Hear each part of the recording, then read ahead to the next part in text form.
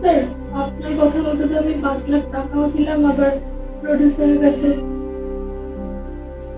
আরে ঠিক আছে, এগুলো কোনো ব্যাপার না, ইন্ডাস্ট্রিতে হয়েই থাকে।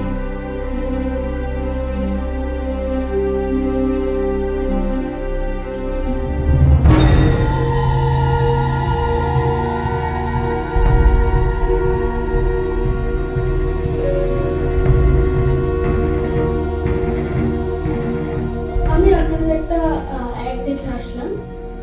আপনারা নাকি হিরোইন খুঁজছেন, তো আজকে আমি করতে চাই স্যার। হুম, ঠিকই শুনেছেন। আচ্ছা, আপনি কি আগে কোনো অভিনয় টভিনয় করেছেন? না স্যার, আমি একদমই ফ্রেশার, তবে আমার খুব ইচ্ছা আছে। হুম, ফ্রেশারটা কোনো ব্যাপার না, ওটা আমরা শিখিয়ে পড়িয়ে নেব।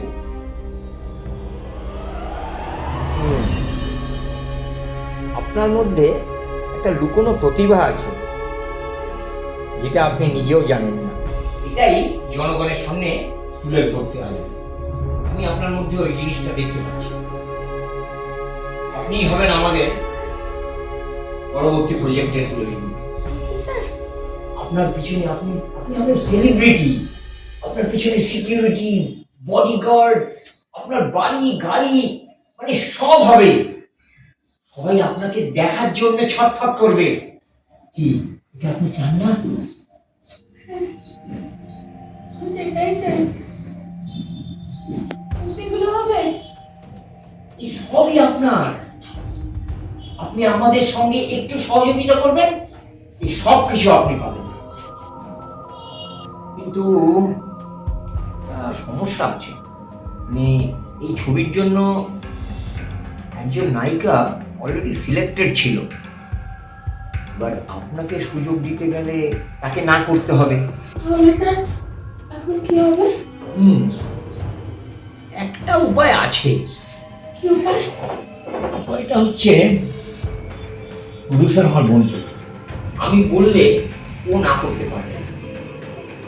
কিন্তু আপনাকে 5 লাখ টাকা দিতে হবে। 5 লাখ টাকা? ভাববেন না, টাকা নিয়ে একদম ভাববেন না। আপনি একটা ভাবুন যে আপনি সেলিব্রিটি হবেন। আগের যে হিরোইন 4 লাখ টাকা দিচ্ছি, আমি তাকে সরিয়ে দিয়ে আপনাকে চান্স দেব। আরে যত বড় বড় সেলিব্রিটি হিরোইন দেখছেন না, সব আমার সাথে তৈরি। আপনি ব্যাপারটা একটু ইমাজিন করুন। আপনার বাড়ি গাড়ি টাকা পয়সা, আরে আপনি যদি বড় বড় কোম্পানি ব্র্যান্ড অ্যাম্বাসাডার হয়ে যান, এই 5 লাখ টাকা আপনার কাছে কোনো ব্যাপার? আপনি চুরি থেকে 5 লাখ টাকা আয় করবেন, কোটি কোটি টাকা আপনার পায়ের সামনে গড়াগড়ি খাবে। আপনি চান না? এই সেলিব্রেশন আপনি চান না? চান, নিশ্চয়ই চান। তাহলে আর দেরি করবেন না, কালকেই 5 লাখ টাকা নিয়ে আসুন। পরশুদিন থেকে শুট শুরু। ভাববেন না, চিন্তা করবেন না, সুযোগ আপনার দরজায়। সুযোগ কিন্তু বারবার আসে না। আপনার দরজায় সুযোগ এসছে, সেটাকে অ্যাচিভ করুন। দরজা খুললেই সুযোগ আপনার সঙ্গে। বেশি ভাববেন না। স্যার, আমি রাজি। আমি কালই টাকা নিয়ে আসবো। কখন আসতে হবে? কালকে ফার্স্ট আওয়ারে চলে আসুন। আমার কাজটা। আরে আমি তো বলছি, আমি কথা দিচ্ছি আপনাকে। ঠিক আছে স্যার, আমি তাহলে এখন আসি। ধন্যবাদ।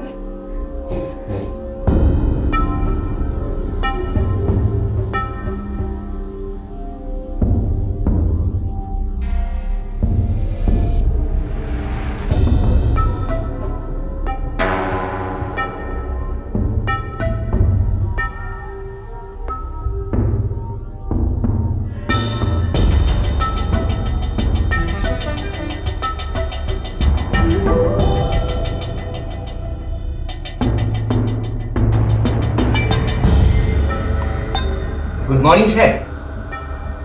স্যার, মুরগি জালে পড়েছে। 5 লাখ টাকা কালকেই ফার্স্ট আওয়ারে নিয়ে আসবে। হ্যাঁ স্যার।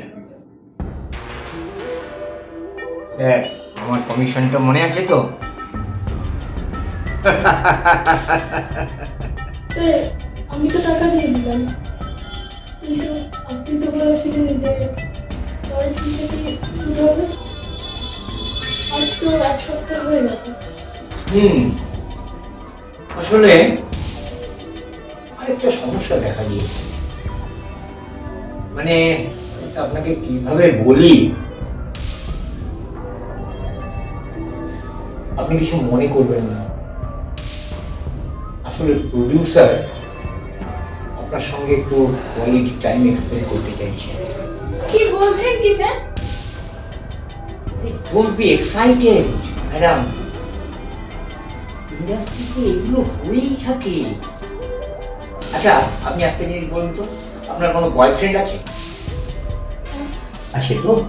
তার সঙ্গে আপনি কোয়ালিটি টাইম স্পেন্ড করেছেন? আরে তাহলে একটা তো দিন, এই একটা দিন আপনি যদি স্পেন্ড করেন, তাহলে আপনি হবেন আগামী দিনের সেলিব্রিটি। আপনার কাছে টাকা পয়সা বাড়ি গাড়ি নাম যশ কি থাকবে না? তারপরে কাল আপনি সেলিব্রিটি হয়ে গেলে কে এসব মনে রাখে বলুন তো? আপনি কি চান না যে আমরা সবাই মিলে একসঙ্গে কাজ করি? আমি রাজি। গুড।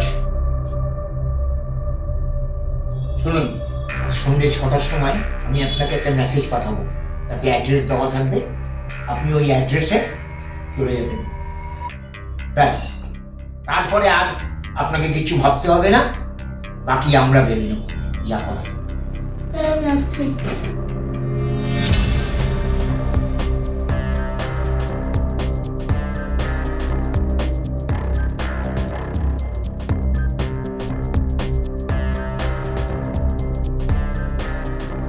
Good afternoon sir. পাখি হাজির হয়ে গেছে, সন্ধ্যেবেলায় আমি পাঠিয়ে দিচ্ছি আপনার কাছে। হ্যাঁ স্যার, তবে আমার কমিশনের ব্যাপারটা ভুলবেন না স্যার। হ্যাঁ স্যার, আপনাদের দয়াই তো বেঁচে আছি। না ঠিক আছে স্যার, ওকে। স্যার আপনি বলেছিলেন যে স্ক্রিপ্ট বোঝাবেন আজকে। আরে স্ক্রিপ্ট তো হবেই, তার আগে আমাদের মধ্যে একটু পার্সোনাল কথাবার্তা হয়ে যাক। ব্যাপার স্যাপারগুলো। স্যার আপনার কথা মতো তো আমি 5 লাখ টাকাও দিলাম, আবার প্রডিউসারের কাছে। আরে ঠিক আছে, এগুলো কোনো ব্যাপার না, ইন্ডাস্ট্রি হয়েই থাকে।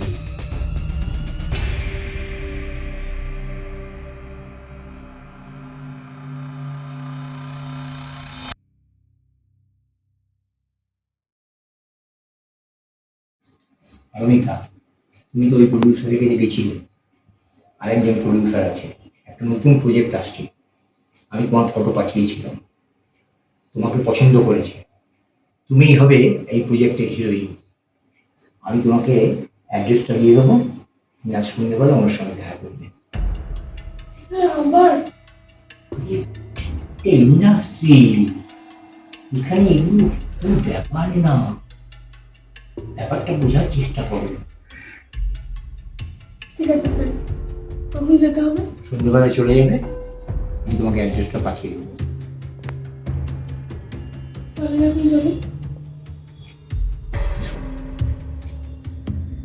এই পারমিতা, শিপ্রা, তনু এরা আছে বলেই তো আমার ব্যবসা রমরম করে চলছে।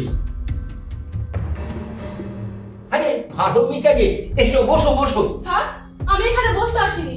আপনি কি শুরু করেছেন কি এগুলো? কি শুরু করেছি মানে? একদম না, ভিডিও সারার চেষ্টা করবেন। আজ আপনার মতো লোকের জন্য গোটা ইন্ডাস্ট্রিটা বদনামি।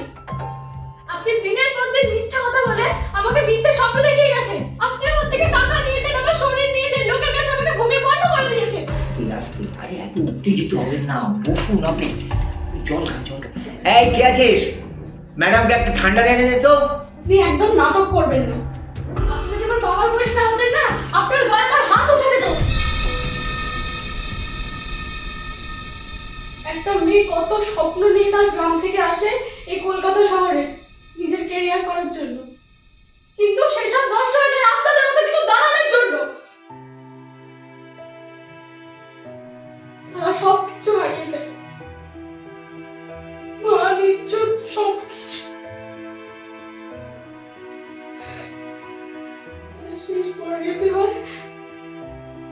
মৃত্যু।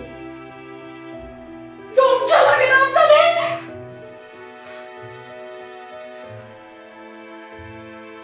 আচ্ছা, ও, একটা পারমিতা গেল তো বই গেল, এরকম কত হাজার হাজার পারমিতা আসবে। আমাদেরকে কি আর ইন্ডাস্ট্রি থেকে সরানো যাবে? ইন্ডাস্ট্রি যেমন ছিল এমনই আছে, এরকমই থাকবে। আমাদের মতন লোকও ইন্ডাস্ট্রিতে ছিল, আছে এবং থাকবে।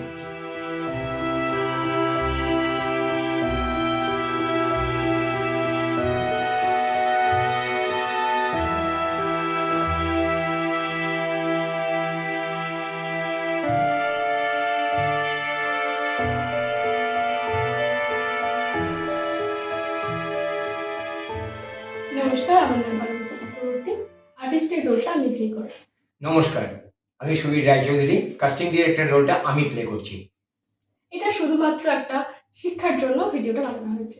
এটা প্লিজ কেউ দয়া করে নিজের পার্সোনালি নিয়ে মনে কষ্ট পাবেন না, কারণ গ্রাম থেকে অনেক মেয়েরা আসে ইন্ডাস্ট্রিতে কাজ করার জন্য, নিজের কেরিয়ার করার জন্য, কিন্তু এখানে এসে কিছু কিছু খারাপ লোকেদের পাল্লায় পড়ে তারা তাদের সর্বস্ব হারায়।